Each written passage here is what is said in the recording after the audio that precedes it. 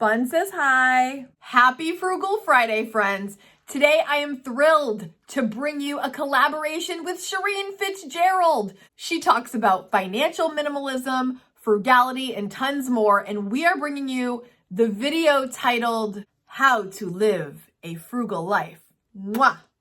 Together, because it's one of our favorite topics. Our plan today is we have 7 questions that we are each going to answer for you, the same 7 questions in our own style, so you can get an idea of how our frugal life is structured, what our mindset is. So hopefully it helps you enjoy your frugal life.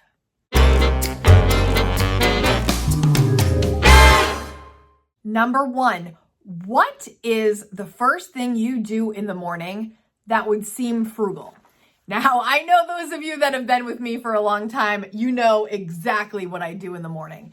But I have a new thing that I want to share with you that I do that gets me into a frugal mindset first thing before my eyes even open. There is one thought that crosses my mind now every single morning, and that is, I have everything I need. I've got a roof over my head. I am safe. I have food to eat. I have my family. That is what I need. I have everything I need. And when I think that thought, I don't start the day with pressure and stress. Give it a try tomorrow. When you wake up, say to yourself, I have everything I need. It kind of takes the pressure off. In fact, the next thought I have is, how can I be useful today? When the pressure is not on of, I need to get to work, I need to provide, you know you need to do all these things, but when you're coming from a place of, I already have everything I need, what can I do for someone else today? How can I operate in a way that's useful? It changes your whole day. Number 2, do you think about money every day or your budget? How/why? Yes, I do. I think it's part of having a frugal living channel. Like, money is on the brain, but more importantly, the budget is on the brain, because every single morning I do take 5 to 10 minutes and I look at all my accounts. What I was actually surprised to hear with many of you in my last video, if you didn't catch it, I'll leave it up here. The thing that was surprising that I heard from you many times in the comments was that you have set a budget, but the place where you are falling short, so to speak, is you're not actually tracking the spending in collaboration with making the budget. So a lot of you are making the budget, you're saying this is where I'm putting the money, but you're not actually tracking each expense. So you're not really reconciling to see if that budget is working for you because you're not doing the follow-up. So that is where I do that. In the mornings when I have those 5 to 10 minutes, I input any expenses that I spent the day before so that I'm always on top of it. I think that 5 to 10 minutes is a game changer if you're not in the habit of doing that, because it just keeps everything running smoothly and you're staying accountable for the budget you have set. Number 3 is, how do you get inspiration for staying frugal? Well, I get it from many places, but I'm going to tell you what, the 2 main things for me right now, and this is going to change over time, but I have 2 main concepts that come to me often. One is, I want to pay off this house before anyone, even myself, thought that I could. I want to pay this off as soon as possible. For many years, you guys, I didn't have debt. I was a renter and I paid off all my credit cards. I paid off my car, and having debt, even though it's a good debt in this situation and worth every penny, it is the best decision I've ever made financially. I don't like debt. I can't stand it. I don't like having this hanging over my head, even though I know that lots and lots of people do this and lots of people have a mortgage for a long time. And I know it's normal. Wow, I'm using a lot of air quotes this video. I apologize in advance, but I don't want to be paying off this house for 30 years. I got this house when I was a little over 40. I don't want to be paying for this house in my 70s still. This is a hard goal of mine to get it done as fast as possible. I know it's going to take patience, it's going to take time, but that is a goal that keeps me fueled. It just is. The second major cause of inspiration for living this frugal life is I savor the simple. I want things as simple as possible. That's why I have 4 budget categories. I like simplicity, you guys. That's why my theme of the year is simplify. I savor the concept of simple. Frugal living with a splash of minimalism has simplified my life, my mind, my heart, and it feels so good, and I don't want it to end. I want it to continue. Number 4, do you buy luxury items, in parentheses, subjective, but things that might not be so frugal? The answer to this is, let's see, I bought a house. Is that a luxury item? I bought my car. Is that a luxury item? It's not probably considered a luxury car, but I love it. I have an iPhone so that I can film for this channel, and that is probably the most expensive things in my life. Now, I'm not saying I won't spend on luxurious items. If there's something I really want and it's going to bring me value, heck yeah, I'm going to save for that and I'm going to get it. And I'm unapologetic about that. And I want you to know, when you are all sharing with me, if you get luxury items or you get stuff you're really passionate about, you're never going to get a judgment from this side of the screen. That's what it's all about. Frugal living is the way it is so that you can save up for the things that really bring it out in you. You know what I mean? So I've got no problem with people saving up for luxury items if it's the thing that lights you up. One thing actually that comes to mind lately, and this I feel is very luxurious for me anyway, is going out to dinner. I've been trying to budget to not have the frugal experience that I probably used to be more into having.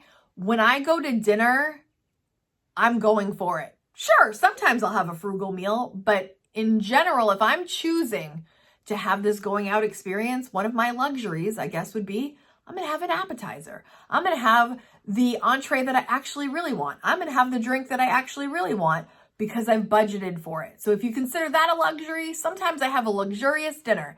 Number 5, what brings you comfort but doesn't cost that much? Oh, this is easy. Spending time with the people I love the most. That can cost literally nothing. It is my most comforting and best use of my time every time, spending time with the people I love. The other thing that I truly believe is so comforting for me and doesn't cost a lot is to spend some quality alone time, reading a book, taking a bath, taking a nap, maybe just reflecting, but just having some peace and quiet. I am a friendly introvert, so I really get charged up again by being alone. So I require some alone time. And that is very comforting and rejuvenating and refreshing for me. But then I also love to be with my favorite people. And now with the weather changing, it's so beautiful out. It's a bonus if we can do that activity outside, even just sitting around on the back porch or sitting in comfy chairs in the front yard, sitting there with my sunglasses and absorbing the vitamin D and just having good old-fashioned conversation is one of my favorite things to do. Number 6, do you find being single is expensive, not being able to share costs, or can it be cheaper being single? Oh gosh, this is such a great question and it's loaded. So I have been single for so long, like I can't even imagine having a dual income family. Would that be fantastic in theory? Oh my gosh.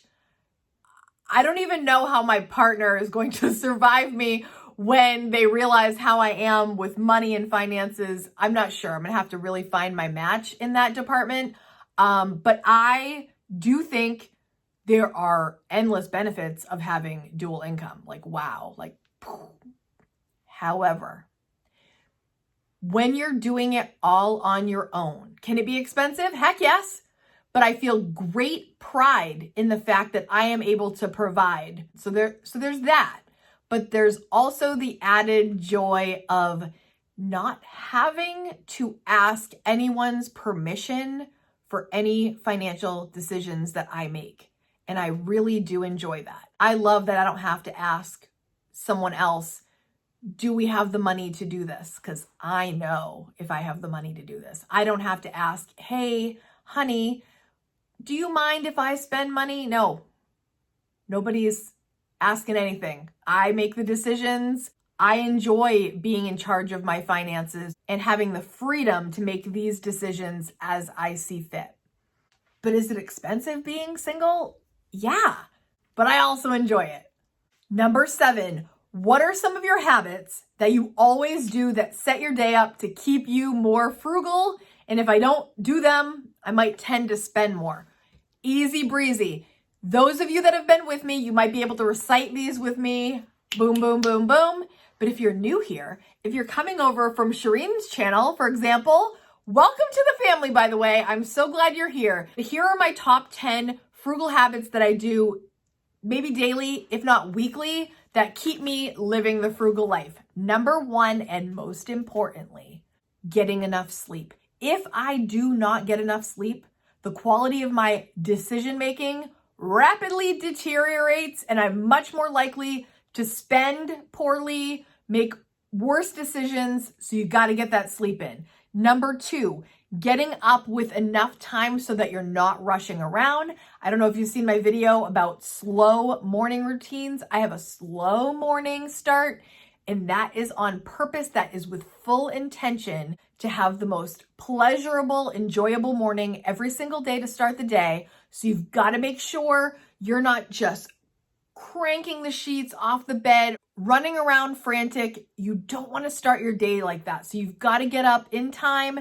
to have the full enchilada special morning royal treatment, and you've got to reverse engineer how much time you need. If you have a leave time that you're leaving your house at this time, you need to back that up with the appropriate amount of time for each thing you need to do so that you're not rushing. Life changing. I stand behind this 100,000 million %. Number 3, make your coffee at home. I make my coffee at home every single day. I have a Keurig. It's fantastic. Number 4, pack your lunch. If you're not packing your lunch, I mean, what are you doing? I'm just kidding. No, really, for me, lunch is not one of those things that I'm trying to have an experience while I'm at work.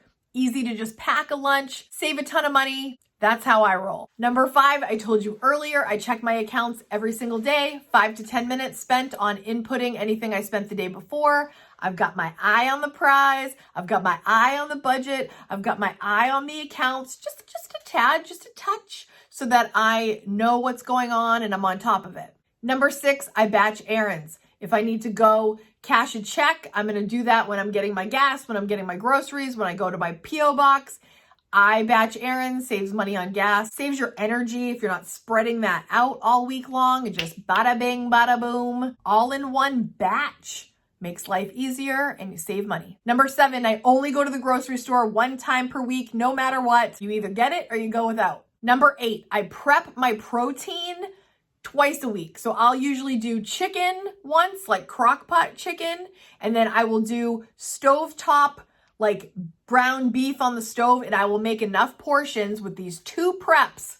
That's 4. With these 2 preps to have enough protein for my meals. Number 9, I eat similarly every day. It's kind of like a formula. And if you've watched my other videos, you know I eat basically the same kind of thing every day with a couple variants, but I keep it simple. I have that formula, tastes good to me, and you don't have to reinvent the wheel every day. And number 10, I don't browse websites that are very enticing to me. I don't window shop. I'm not out looking for it, you guys. You know what I'm saying? I'm not out looking for it. I'm not putting it in front of me unless I absolutely need something. So that's not like a recreational activity I have, browsing websites and going to stores and looking at stuff.